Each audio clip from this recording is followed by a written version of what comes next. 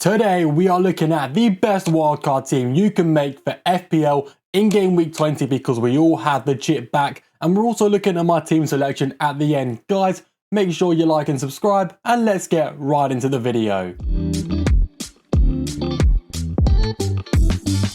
Okay, first we're going to look at the fixtures. I know our wildcard chip is back, but I would say you should only use it if you really need to. It's not a luxury chip, you know. You can use this when you're in the depths of despair and nothing less. Just keep that in mind. You don't want to waste this really powerful chip. So if you don't need it, don't use it. Even if you need to take a -8, I'd still recommend saving your wildcard, but use it if you really have to. We're going to look at the fixtures first, like I said. Then we'll get into the wildcard team, the main focal point of the video, but we're using the fixture difficulty rating first because I don't want to blindly recommend you guys a wildcard team. I want you to at least understand it a little bit and understand my perspective, because fixtures is the main reasoning behind picking players for your FPL teams, but also with underlying data as well. For example, if a team like West Ham has a really good fixture run, I'm not going to go around picking Jean-Claude Todibo, whatever his name is. Okay, we're going to recommend players like Bowen, like Paqueta, you know, good players. So we're looking at teams like West Ham, Spurs, Everton, Newcastle as the best 4 teams with good fixture runs. Brighton also looking really strong too. It's important to know that you shouldn't only look at fixtures. For example, Arsenal here are sort of in the middle tier. They're not too bad, they're all right, but they're such a good team with a really strong defence. You look to own 2 or 3 of these guys. Well, you know, it depends because there's so many injuries at the moment, you don't know who to pick and who not to pick. And you look at teams like Everton, sure, their defence is all right. Even Spurs' defence is pretty good. But attackers from these teams, I wouldn't strongly recommend because there's not really that are any good or super reliable. I mean, sure, if you want to go super differential, you can look to the likes of Kolo Muani of Spurs or Jack Grealish from Everton. But at the end of the day, their teams are just not strong offensively, and that means their players won't be either. So you need to use some sort of common sense and logic in making these decisions. But there's some teams in here with really good assets all around. I like West Ham assets, Newcastle, Brighton, City, Arsenal, not Man United at the moment, but the list goes on. There's a lot of good assets and a lot of good fixtures. We are going to choose the best combo. I'm not going to talk about it too much more. I just wanted to show you guys the graph. I love the fixture difficulty rating graph. I think it's the best indicator as to which teams you should target and which players more specifically for your FPL teams. And obviously with a wildcard, you're changing all 15 players. So you want to get the best possible advantage. So look at this here. If you're looking for players with good fixture runs, maybe you just need this graph. You don't even need my help with the actual team. Now, the goalkeeper choices are fairly obvious to me. Verbruggen and John rotate perfectly, and normally rotating goalkeepers aren't good because it's a waste of money. But John was the backup Forest keeper, so it only cost 4 million. Now he's starting for Nottingham Forest over Sells.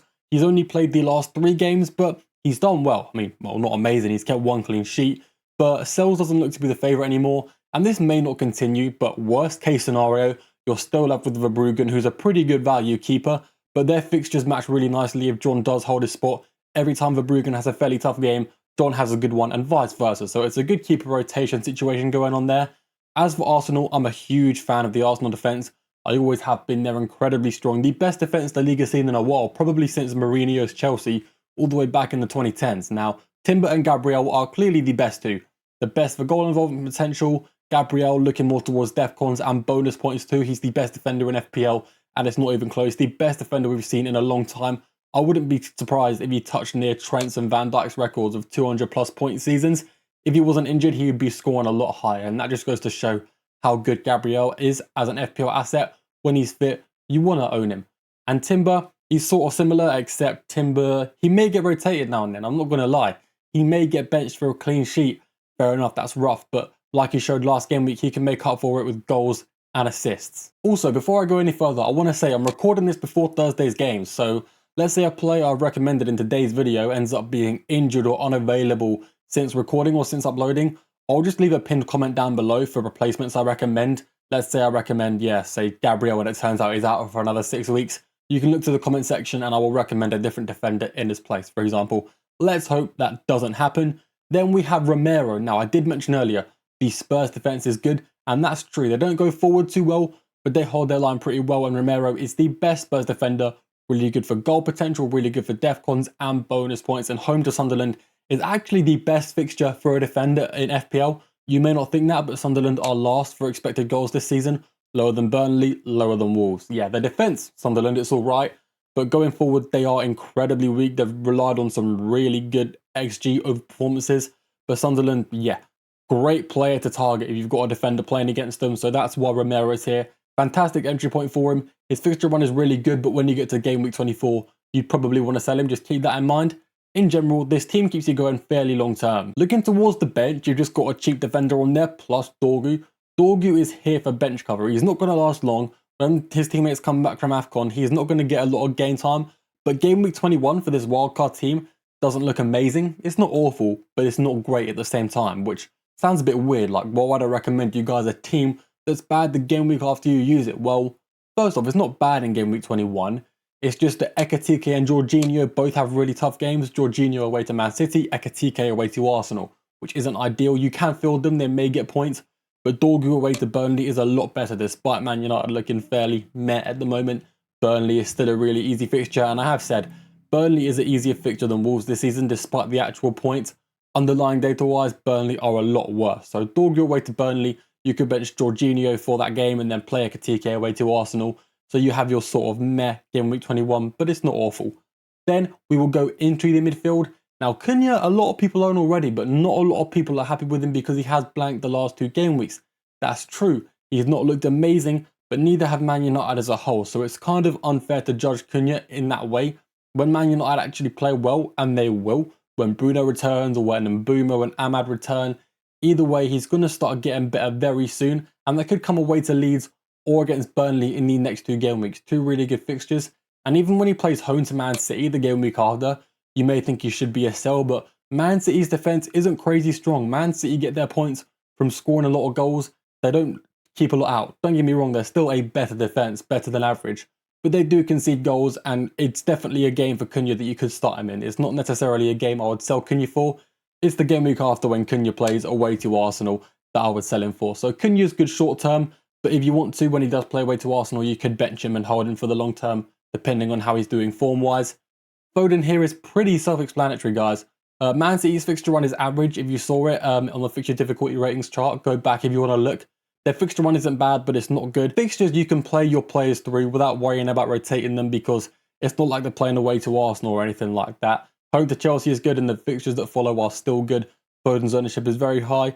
You don't want to be getting rid of him anytime soon. Then we have a freshly rested Jorginho ready to play against the worst defence in the Premier League, home to Burnley, and he's been playing striker recently, which is really promising. He's a very low-end player, a very big differential that I think a lot of people are going to be missing out on, and he's really good for the long term because, as you saw, the Brighton fixture run is really good aside from that Man City game in game week 21. He may face rotation now and then, but the rotation is fairly easy to predict, and all 3 players on your bench, all 3 outfield players, do get minutes, so it's not the end of the world. But even if he does get benched, guys, he can come on as a sub and bag returns, and he's not super expensive, so a 1 pointer now and then isn't the end of the world. To fit the rest of these players in, you do need to go cheap somewhere, and I think Jorginho's upside is so high when he starts, it's okay if he gets benched 1 in every 5 games. You know, if you own him for the next 5 weeks, which is quite realistic, he probably won't get benched in a single one of those games with the way things are looking. Next up, we have Bukayo Saka. Not a huge fan of Saka. I think he's a little too expensive, to be honest. I think he's, you know, maybe 1 million, 2 million too expensive, but when making this draft, making it with Declan Rice, I found out I had 3 million spare in the bank. So I thought, hey, if Rice is an injury risk and I can afford Saka, surely because Saka has penalties, he's the better option. And that's true, guys. Saka is still a better option than Rice. He's just worse value, if that makes sense. And I thought, if this draft can afford it, then I may as well get him in it. So Saka is in the team, and Bournemouth look awful defensively at the moment. Owning Saka is amazing for this game week coming up in game week 20. Unfortunately, I won't, which pains me because I think he'll do well and he's very high owned. Well, I'm not a huge fan of him as an FPL asset myself right now because there's not a lot of good expensive players. Saka is a decent player to own. Then just chuck any midfielder on your bench. Potts looks alright from West Ham, very cheap, 4.3 million, and he's starting most games. Now we go into the front 3, and the front 3 is fairly obvious. Haaland is here and he is the captain. I don't think anyone is surprised. Better to play it safe than sorry. Saka could be a valid captaincy option. Like I said, he is looking really good going into this Bournemouth matchup, but it's very risky and it could be very penalty dependent as to who actually scores higher. So I'd recommend sticking the armband on Haaland, but do what you want at the end of the day. It's your team. The other 2 forwards around him are fairly simple as well. Ekitike is looking really strong, very high ownership. Despite the fixture away to Arsenal, the fixtures around it are all very mid-tier. I mean, you have Burnley home after away to Arsenal, so you sort of play the best defence in the league away, followed by the worst defence in the league at home, which I find quite amusing. So it's sort of worth sacrificing him through that Arsenal away fixture because you'll get him for that Burnley one. And the fixtures that follow aren't fixtures that you'd especially lick your lips looking at as a striker, but they're not fixtures you'd be scared of, if that makes sense. And Liverpool look good going forward at the moment, so for Ekatike, I'm not really worried for him. I think he's a really good player to own, especially with his ownership being so high. And then we have Jared Bowen, who's the complete opposite. Very low owned. His XG is looking good. Not like always, I was about to say that, but no. His XG only looks good on good fixture runs, and he normally overperforms it anyway. With this good fixture run coming up for West Ham, Bowen looks amazing. He just scored last game week. He's coming onto good form, and he plays Wolves next. And Wolves, they're only on 3 points this season. I know they got a point last game week against Man United, but listen, I'm a Man United fan, okay? Man United can play worse than League 2 teams. We've seen it. They got knocked out to Grimsby in the League Cup earlier this season. So don't be put off by Wolves getting a point. Even though Wolves are actually an alright team, and I would say they're better than Burnley, despite, how the league is looking at the moment, they still concede goals. They still make mistakes at the back. They're the only team I've seen this season who can't take a simple throw in. It's quite amusing, actually. So yeah, Bowen, great entry point in the fixture run, is really good too. Definitely a player you want to pick up before his ownership gets higher, because it will. Okay guys, let's take a look at my team now. If you have any more questions about the wildcard team, leave them in the comments. I usually reply to comments on my long form videos. To be fair, I reply on most videos, so even if you reply on a YouTube short, I may still reply back. Now, we are on a small red arrow, but the Thursday fixtures have not been played yet, so I may end up on the green arrow. I kind of need one right now because I've been taking a couple stinkers recently, especially in game week 17 where I didn't captain Haaland and he got 16 points. That one really hurt. As for how we're lining up for game week 20, I don't know. Okay, I don't know. Is Calafiori going to play? Is Declan Rice going to play? Guys, I don't know. I just cannot tell you.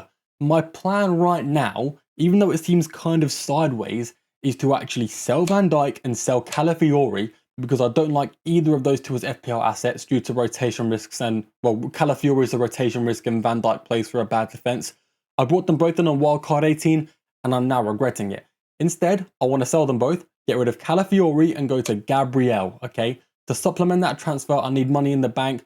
So I'm going to go from Van Dijk and bring in Romero. Put my money where my mouth is. I've just recommended him to you guys. I want to bring him in my team. That's the goal. So right now we're looking at Romero, Gabriel and Timber in the back three. That's not how it looks right now. I've not confirmed those transfers, but that's how I want it to look. Those are the transfers I want to make, and that'll be 2 out of 3 free transfers used. So I go into the next game week with 2 free transfers and no real need to make any transfers, especially in my front line, because I've got 8 strong attackers like rotating Jorginho and Sharda works so well. I won't need to make an offensive transfer for a long while. And with Timber and Gabriel, because the Arsenal defence is so good, I won't need to make many defensive transfers, and my goalkeepers rotate well, so yeah, I won't need to make any transfers for the next 4 or 5 game weeks, if all things go well. Obviously, since I wildcarded in game week 18, I've had 5 surprise injuries, just my luck. I can't really complain about luck this season, though, because I've had a lot of good luck come my way. Even recently, when I had the Sharda 20-pointer, I was very lucky, despite only playing with 9 men because of 3 surprise defensive injuries. I still got a lot of bad luck, but it was also covered by the good luck. So I can't complain too much about luck because Sharda definitely saved me last game week and I did not bring him in to get a 20-pointer. But hey ho, he got one. I brought him in. I thought he was going to do well and he did. So it's kind of luck, kind of skill-based thinking in a way. And yeah, you'll notice my team looks very similar to the wildcard team I'm recommending you guys. But remember, I did wildcard 2 game weeks ago. So my wildcard team 2 game weeks ago is obviously going to look very similar to a wildcard team this game week because they're only 2 game weeks apart. They're not going to differentiate too much because I obviously want to own the best team possible, and I would recommend you guys the same thing. I may have a different opinion to someone else. I obviously will. Everyone's got differing opinions. Anyway, guys, that has been it from me. I hope you enjoyed. If you made it this far, you are greatly appreciated. Let me know what you think of the wildcard team. Let me know what you would do differently. Let me know what you'd do with my team as well. If you have any advice for me, I'm all ears. I'm always happy to listen to constructive criticism, and leave any comments if you guys need any help down below. Thank you very much once again, and I will see you all in the next video.